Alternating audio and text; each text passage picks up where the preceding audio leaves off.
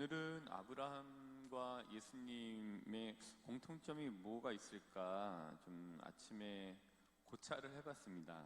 그래서 오늘 복음에서 또 아브라함에 대한 얘기가 나오고 또 예수님께서 이렇게 말씀을 하시는데 예수님과 아브라함의 공통점은 많이 있겠지만 그 중에 한 가지는 순명이 이 둘의 굉장히 큰 공통점인 것 같습니다. 순명이 이제 이렇게 좀 자발적으로 따름을 순명이라고 하잖아요. 근데 이제 복종하고 좀 다름을 너무 잘 알고 계실 겁니다. 근데 이제 순명에 대해서 제가 한번 생각을 해봤는데 순명이랑 이런 것 같아요.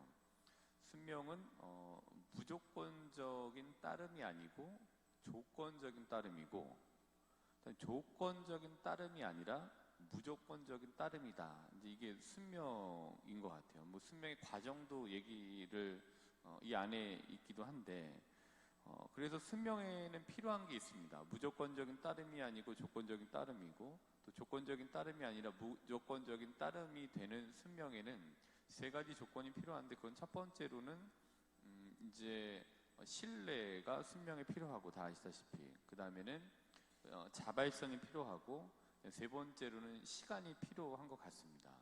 근데 이런 이제 자발성과 또 거기에 들어가는 시간이나 아니면은 또 거기에 따른 그 기반하는 신뢰, 이거는 전체를 하나로 묶으면은 일종의 경험인 것 같아요. 순명에는 좀 경험이 필요한 것 같습니다. 처음에는 이제 왜 무조건적으로 따름이 안 될 겁니다. 어떤 이제 한 사람을 대상으로 놓고 본다고 한다면은. 그러나 이제 다음에 과정들을 통해서 조건적으로 동의를 하고 조건적으로 그 조건이 충족되면은 거기에 이제 따르는 것들이 이렇게 이루어지게 되는 것 같습니다. 그래서 이제 조건적인 따름과 조건적인 동의를 위해서는 무엇이 필요하냐면은 대화에 기반한 이 과정이 이제 꼭 있어야 되는 것 같아요. 대화가 이제 꼭 필요한데 얘기를 나눠야 되거든요. 이제 무슨 생각을 가졌는지를 알아야, 무조건적으로 따를 수는 없고 무슨 생각을 이 사람이 가지고 있는지, 또 이 사람은 어떻게 살고 있는지를 봤을 때 이렇게 대화를 통해서 확인하고, 또 그거를 또 대화를 통해서 또 내가 거기에 대한 신뢰가 생기고 이랬을 때 괜찮겠구나라고 하는 개인적인 수기 과정, 그러니까 깊이 생각하는 과정을 거친 다음에 거기에 조건적인 따름이 갈 수 있는 것 같아요. 그러니까 저를 가지고 있더라도 보더라도 제가 어떤 거를 제안해 드렸을 때 무조건적으로 따르기는 굉장히 어려우시잖아요. 근데 저하고 이제 대화를 하시다 보면은 근데 우리 주임님이 이걸 하라고 하는데 저는 이거는 잘 안 맞는 것 같은데라고 하면서 이제 대화를 하는 거죠. 근데 대화를 하면서 이렇기 때문에 이렇다라는 거를 통한 설득 과정이 막 있고 하다 보면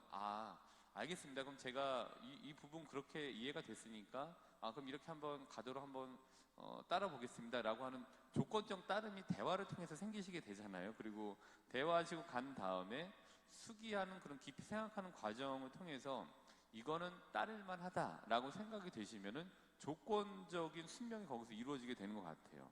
근데 그러다 보면은 조건적으로 이제 따름의 조건이 자꾸 충족이 되다 보면은 그 사람에 대한 신뢰, 믿음이 생기게 되는 것 같아요. 그럼 이제 조건적인 충족인 이 신뢰가 따름의 기반이 되는데 신뢰가 이렇게 쌓이다 보면은 나중에는 굳이 막 이렇게 뭐를 이렇게 대화가 처음처럼 많지 않더라도 뭐를 한다고 했을 때 저게 분명히 뭔가가 있구나라고 하면서 조건적인 따름의 형태가 무조건적인 따름의 형태로 이렇게 변해가는 과정들을 이렇게 거치시게 되는 것 같습니다. 그래서 순명이라는 게 무조건적인 따름이 아니라 과정을 통해서 조건적인 따름이 되고, 조건적인 따름이 축적되다 보면은 거기에 신뢰가 쌓이고 이렇게 하다 보면은 나중에는 무조건적인 따름에 가까운 그런 관계로 형성이 되게 되는 것 같습니다. 그래서 그 안에서 순명이라고 하는 완성도가 높아지게 되는 것 같습니다.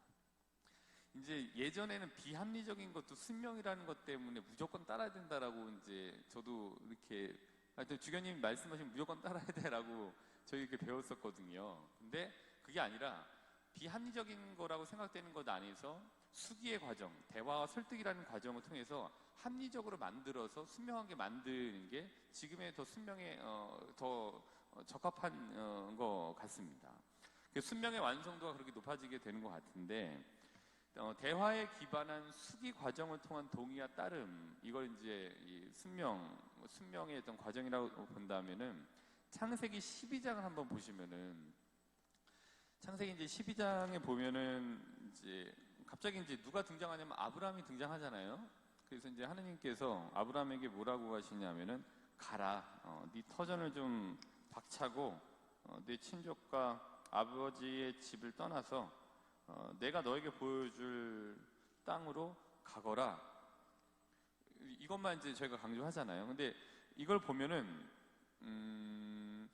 이제 무조건적인 순명의 대표적인 예로 창세기 12장 아브라함에게 하느님께서 하셨던 그 말씀을 듣고, 하느님께로부터 이런 말씀을 들었던 아브라함이 떠났다라고 하는 무조건적인 순명의 예로 창세기 12장 1절을 들잖아요. 근데 오늘 이제 여기에서 이제 저는 좀 달리 봤던 거는, 이 안에 창세기 12장 1절 안에 조건적인 동의와 조건적인 따름이 먼저 있었다라고 저는 그렇게 달리 보고 싶습니다. 왜냐하면 12장 1절에 보면은 하느님께서 먼저 가거라 라고 하셨어요. 근데 그 뒤에 전제가 따라요. 명령이 떨어진 듯 합니다만은 곧바로 2절에 뭐라고 하면은, 나는 너를 큰 민족이 되게 하고 너에게 복을 내리며 너의 이름을 떨치게 하겠다. 그리하여 너는 복이 될 것이다.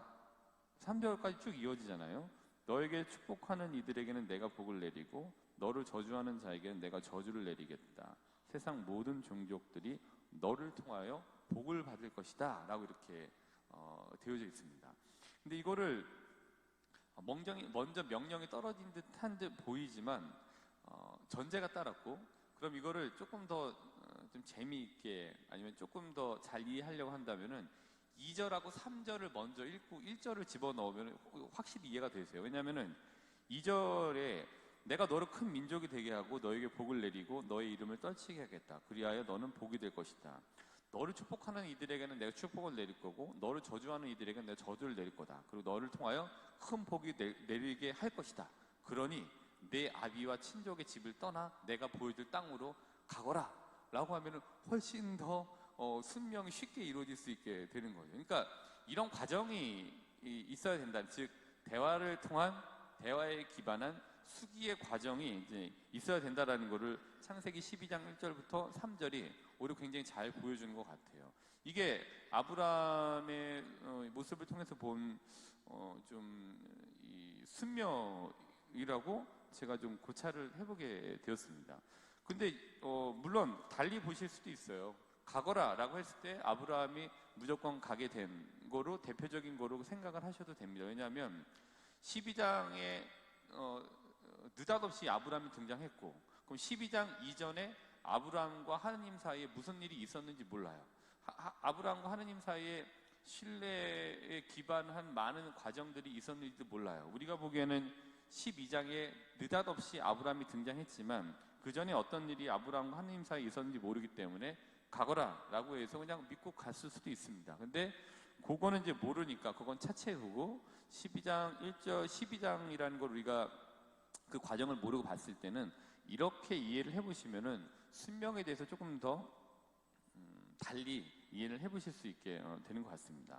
근데 이제 이렇게 대화를 통해서 신뢰가 쌓이다 보면 한번 제가 생각을 해봤더니 자발적으로 따르는 영역이 좀 더 커지게 되는 것 같아요. 그리고 나중에는 그 순명의 질이나 순명의 완성도가 굉장히 좀 더 높아지게 되는 것 같습니다. 왜냐하면 순명의 완성도가 높아진다라는 건 이런 것 같아요. 어떤 거를 좀 하시죠 라고 했을 때 거기에 순명한다라는 거는 나중에 조건적인 따름이 아니라 무조건적인 따름이 되는 거기에서는 저 사람이 이거를 해봐라, 하십시오 라고 했을 때 그거를 시킨 사람이 가지고 있는 비전의 단계를 그거를 듣는 사람도 같이 보게 되기 때문에 순명할 수 있게 되는 것 같아요. 그래서 이걸 한번 하시죠 라고 하면은 그거를 말하는 사람이 이렇게 하면은 자기가 이제 가지고 있는 비전으로는 이렇게 돼서 이렇게 되고, 그다음에 여기에서 이런 일이 펼쳐지게 돼서 결국엔 이렇게 될 것이기 때문에 이렇게 했을 것이다 라는 이제 그 자기 계획을 갖잖아요. 근데 그거를 무조건적으로 이제 신뢰가 쌓여서 따르려고 하는 사람은 그 얘기를 들으면은 그 이야기를 제안한 사람과 같이 그렇다면 이걸 제안한 사람이 이렇게 돼서 이렇게 하려고 하는 비전을 보고서 이렇게 하려고 하나 보다라고 같이 비전이 이제 말하지 않더라도 공유가 되기 때문에 무조건적인 따름의 형태에 가까운 순명에 이제 갈 수 있게 되는 것 같아요. 그게 이제 아브라함의 모습을 통해서 보게 되면 하나님께서 그렇게 하라고 했을 때, 가거라 했을 때, 아니면 이렇게 따라라라고 했을 때 하나님께서 계획하신 걸 다 알지는 못하지만 그래도 하나님께서 분명히 이러이러하게 말씀하신 거는 이러이러한 어떤 우리에 대한 비전을 가지고 계시기 때문이 아닐까라고 하는 비전에 말하지 않아도 되는 무언의 비전 공유가 가능하기 때문에 이런 것들이 이루어지게 되는 것 같습니다. 그렇습니다. 그래서 이제 순명은 좀 초급 순명과 중급 순명과 고급 순명이 있는 것 같아요. 그래서 이 조건적인 따름에서 무조건적인 따름으로 가는 초급과 중급이 있고, 나중에는 가타부타 말하지 않고 아 그렇게 하려고 하는가 보다라고 하는 좀 고급 순명으로 갈 수 있게 되는 것 같습니다.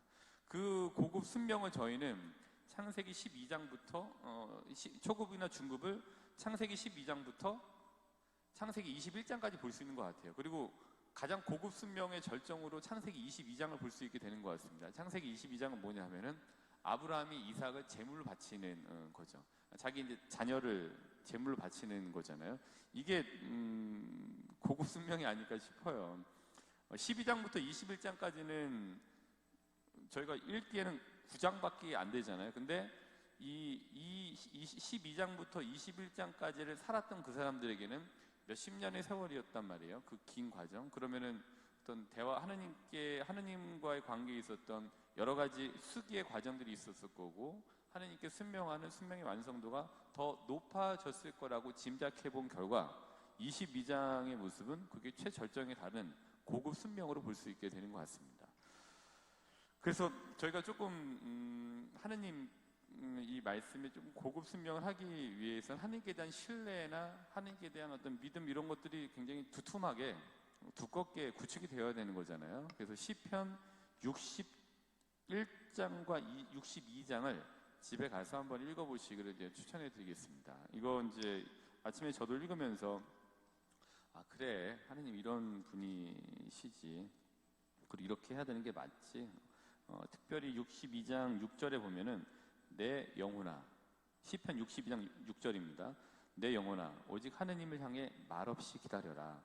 그분에게서 나의 희망이 오느니 그분만이 내 바위, 내 구원, 내 성체, 나는 흔들리지 않으리라 되어 있습니다. 여기 이제 요 시편 저자의 경험이 여기에 축적되어 있고, 하느님께 대한 신뢰, 하느님께 대한 이제 순명하는 마음, 여기에 이 6절 안에 굉장히 깊이 6절부터 7절 안에 깊이 좀 이렇게 좀 새겨진 글인 것 같습니다. 그래서 한번 같이 읽어보시길 추천해 드립니다. 그래서 오늘 하루 신앙인으로 우리가 해야 할 일을 함에 있어서 순명의 의미를 다시 한번 새겨보시는 하루가 되도록 합시다.